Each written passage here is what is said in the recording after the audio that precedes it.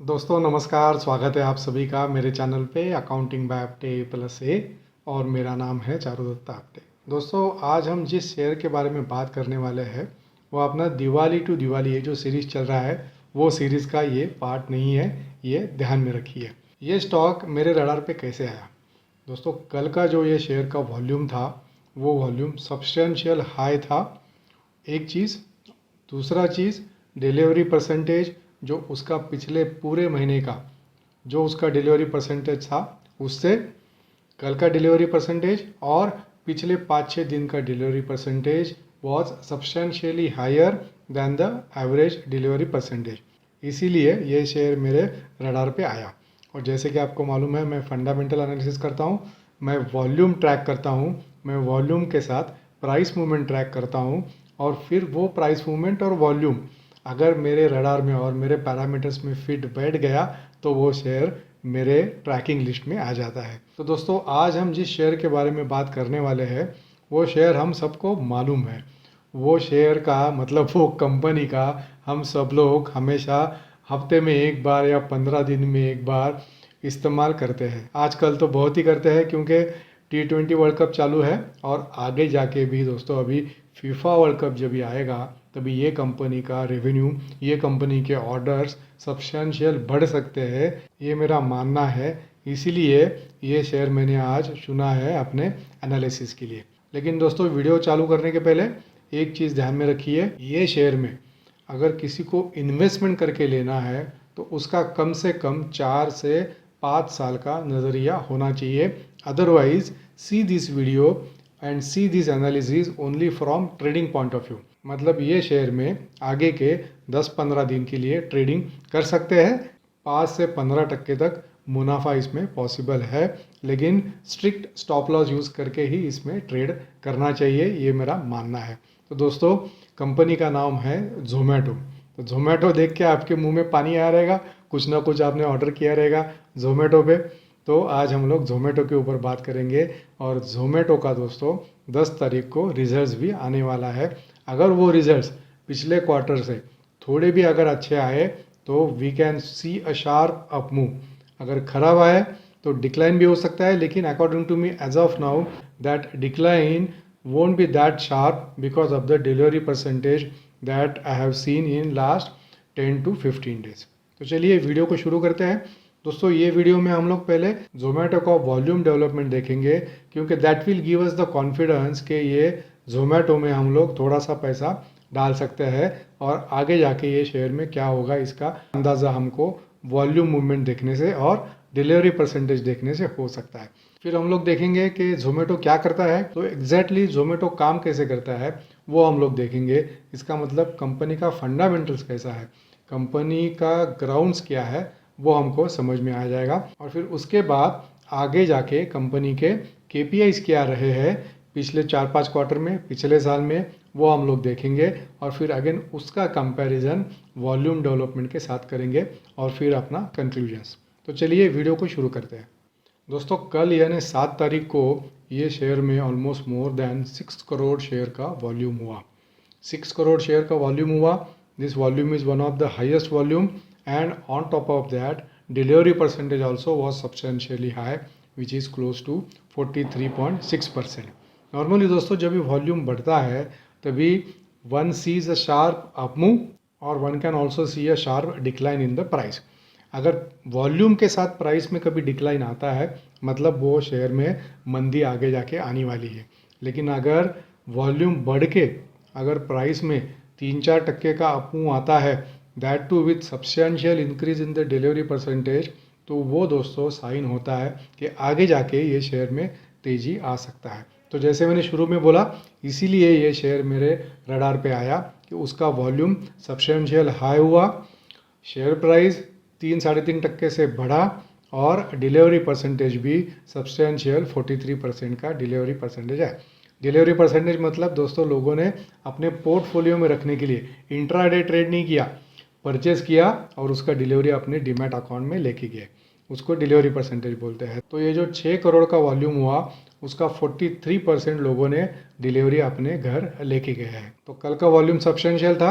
अभी हम लोग देखते हैं कि पिछले 15-20 दिनों में दोस्तों इसका वॉल्यूम मूवमेंट क्या हुआ और डिलीवरी परसेंटेज इसका क्या क्या रहा।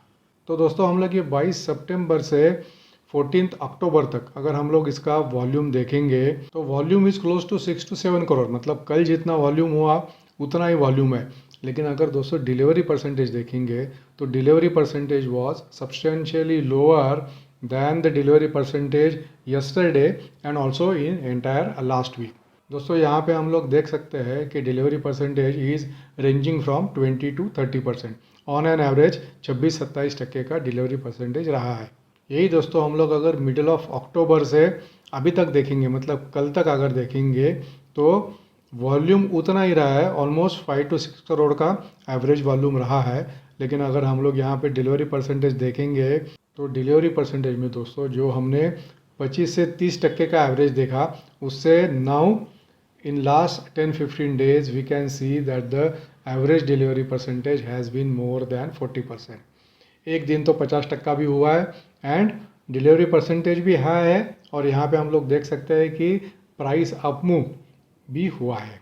तो यहाँ पे दोस्तों हम लोग देख सकते हैं कि पिछले 10 दिनों में वॉल्यूम बढ़ा है, डिलीवरी परसेंटेज बढ़ा है और शेयर प्राइस भी बढ़ा है।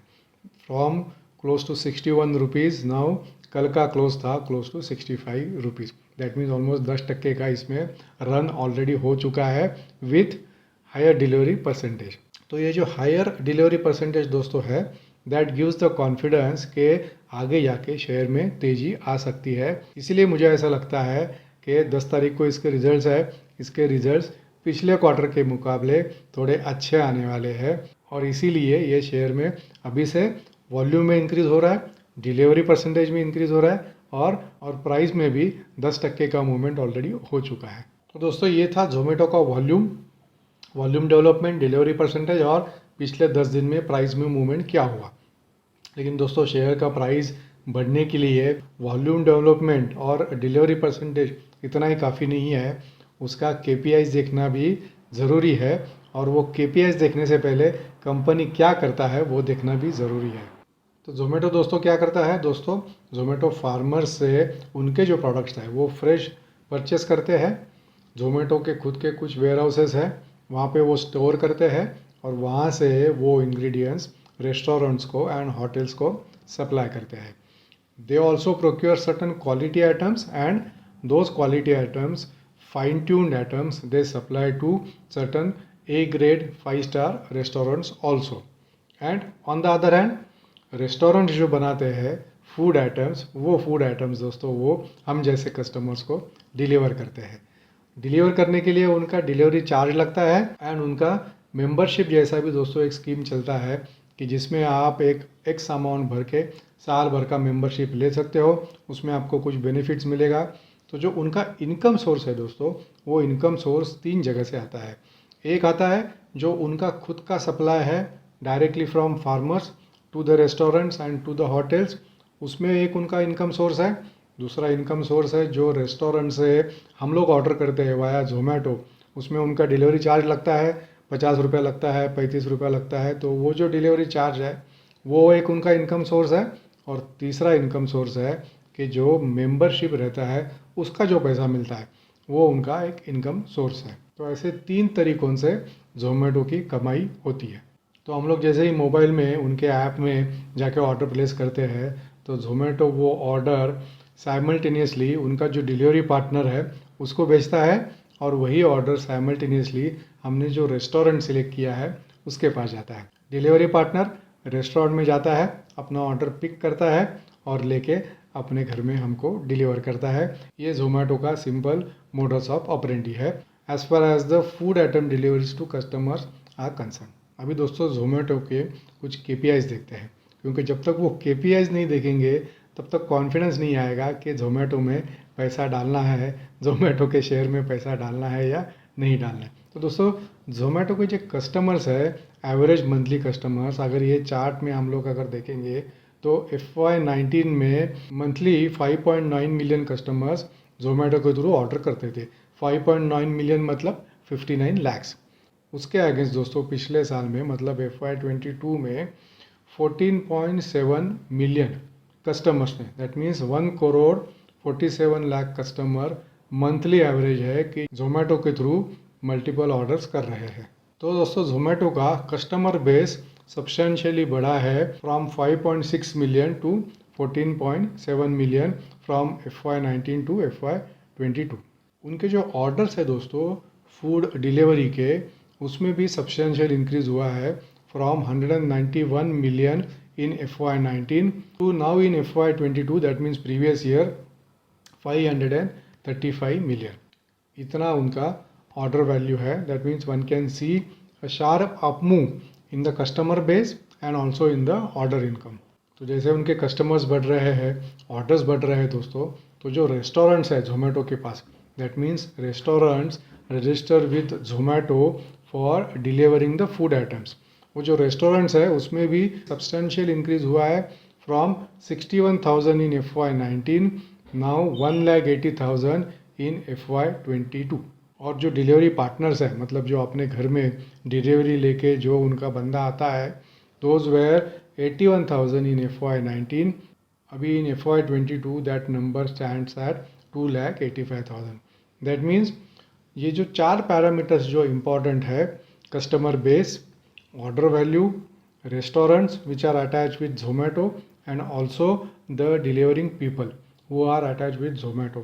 FY19 से FY22 में there has been a substantial increase. That means company is continuously on a growth path and that too substantial growth.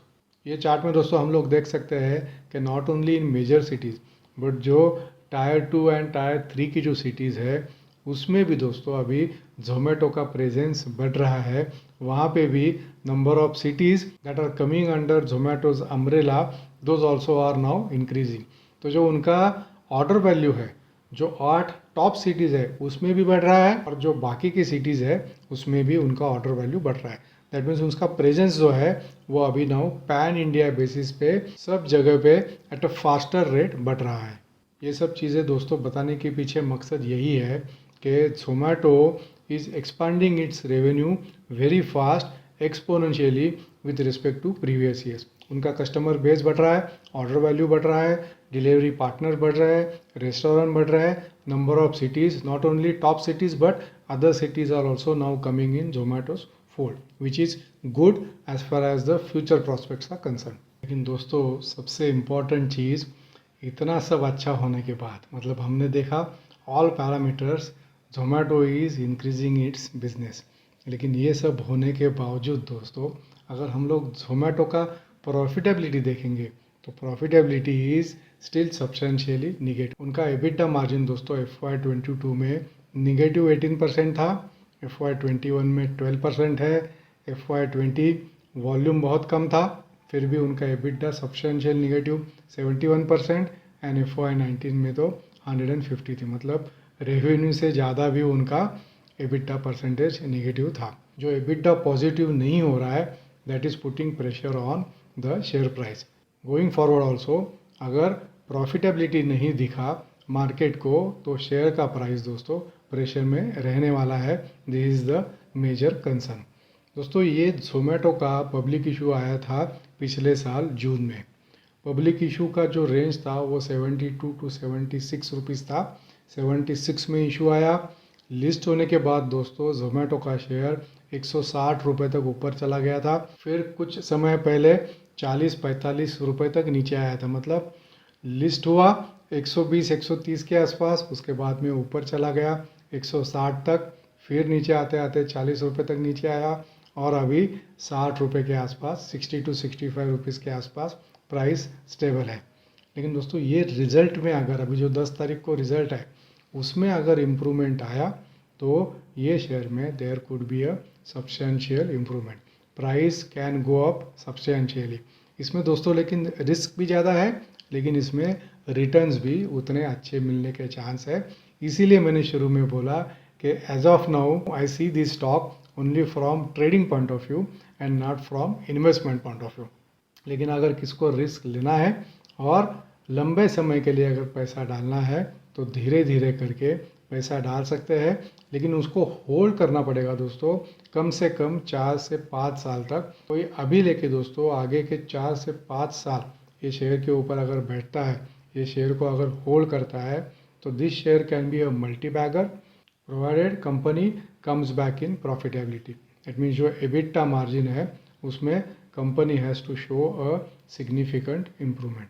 और एक चीज़ दोस्तों जो मार्केट को पसंद नहीं आई है वो है कि जोमेटो ने एक ब्लिंकिट करके एक कंपनी है, Blinkit is also online delivery app, ये कंपनी को एक्वायर किया है। That company is also in substantial negative EBITDA. वो एक्विजिशन के ऊपर भी कुछ मार्केट के कंसर्न्स है, तो वो कंसर्न्स के वजह से भी दोस्तों शेयर का भाव थोड़ा सप्रेस्ड है। And last but not the least, share का जो फेस वैल्यू है वो 1 रुपये का है, ना कि 10 रुपये का। That means as of now also share is trading 65 times over its face value. Book value दोस्तों उसका 20 से 22 रुपये के आसपास है। That means price to book also is substantially higher. लेकिन दोस्तों Zomato is considered as a new age company. That means आगे जाके ऐसे ही कंपनीज अच्छे परफॉर्म करने वाले हैं, ऐसे लोगों को लगता है। इसीलिए इसमें अगर हम लोग FIIs एंड DIIs का अगर होल्डिंग देखेंगे दोस्तों, तो पिछले क्वार्टर में there has been a substantial increase in the holding of foreign financial institutions and also our domestic institutions. तो वो लोगों ने भी दोस्तों इसमें बहुत सा अपना स्टेक बढ़ाया है। तो एज अ स्मॉल इन्वेस्टर और I would say as of no trader, हमको क्या करना है दोस्तों? एज ऑफ नो हमको अगर ये कल शेयर 64-65 के रेंज में ही ओपन होता है, कल जब ये मार्केट खुलेगा तभी इसको स्मॉल क्वांटिटीज़ में ले सकते हैं अप टू 10 नवंबर। 10 को इसके रिजल्ट्स है। जैसे ही रिजल्ट्स आउट होंगे, अगर कंपनी का परफॉर्मेंस थोड़ा भी मार्केट के एक्सपेक्टेशन से अच्छा हुआ, one can see a sharp up move of 10 to 15%। जैसे ही ये अप मूव आता है दोस्तों, टेम्परेरी पीरियड के लिए शेयर अगर आज हम लोग खरीदते हैं या 10 तारीख तक खरीदते हैं तो प्रॉफिट बुक करके एग्जिट करना है। वापस शेयर का भाव 100% नीचे आएगा, वापस बाइंग रेंज में आएगा। Buying range is from 60 to 65 and then उसके बाद में अगर किसको इन्वेस्टमेंट करना है तो उसके बाद में one can start accumulating at every drop. एक चीज़ दोस्तों ध्यान में रखना है, अगर मार्केट नीचे आया और उसके वजह से शेयर का भाव नीचे आया, देन स्टॉप लॉस लगाने का ज़रूरत नहीं है, क्योंकि जैसे जैसे मार्केट नीचे आएगा शेयर का भाव नीचे आएगा, जैसे जैसे मार्केट इंप्रूव होगा शेयर के भाव में वापस इंप्रूवमेंट होगा। जैसे भाव नीचे जाएगा थोड़ा थोड़ा करके ऐड करो, 100 शेयर 50 शेयर 200 शेयर करके कंटिन्यूस बेसिस पे ऐड करते जाओ। लेकिन अगर मार्केट अच्छा रहा और शेयर के प्राइस में अगर डिप हुआ आगे जाके 10 तारीख के बाद, तो तुरंत ये शेयर में से एग्जिट करना है, ये शेयर को होल्ड नहीं करना है। तो जो हाई रिस्क इन्वेस्टर्स हैं, जिनके पास थोड़ा बहुत पैसा ऐसे ही पड़ा है, वो लोग ये शेयर में ट्रेड कर सकते हैं, ऐसा मेरा मानना है। लेकिन जिनको ज़्यादा रिस्क नहीं लेना है, उनको क्या करना है, उनको अपना दिवाली टू दिवाली एपिसोड देखना है। उसमें ऑलरेडी 3 शेयर मैंने रेकमेंड किए हुए हैं कि ये शेयर में this Diwali to next Diwali अच्छा अप्रिसिएशन होगा, वो शेयर में वो पैसा डाल सकते हैं। लेकिन जिनका रिस्क लेने का ताकत है, those who can afford to take the risk, ये शेयर को 10 तारीख तक, दैट मीन्स कंपनी के रिजल्ट तक ले सकते हैं only from trading point of view. Investment के लिए ये क्वार्टर का रिजल्ट आने के बाद हम लोग डिसाइड करेंगे कि इसमें इन्वेस्टमेंट मतलब 3, 4, 5 साल तक पैसा डालना है नहीं डालना है। तो आप अपने लिए डिसाइड कर सकते हैं based on your risk appétit कि ये आपको बाय करना है नहीं करना है। लेकिन फिर एक बार बाय करना है, रिजल्ट तक ही रखें। रिजल्ट में अगर अपमूव आया, थोड़ा भी अपमूव आया, निकाल के अपना प्रॉफिट बुक करें। बाद में स्लोली करके इसको एक्यूमुलेट कर सकते हैं 3 से 5 साल के लिए। दोस्तों ये था अपना आज का वीडियो ऑन जोमेटो। अगर वीडियो पसंद आया है तो वीडियो को लाइक कीजिए और चैनल को सब्सक्राइब भी कीजिए। Thank you very much for your time. See you in next video.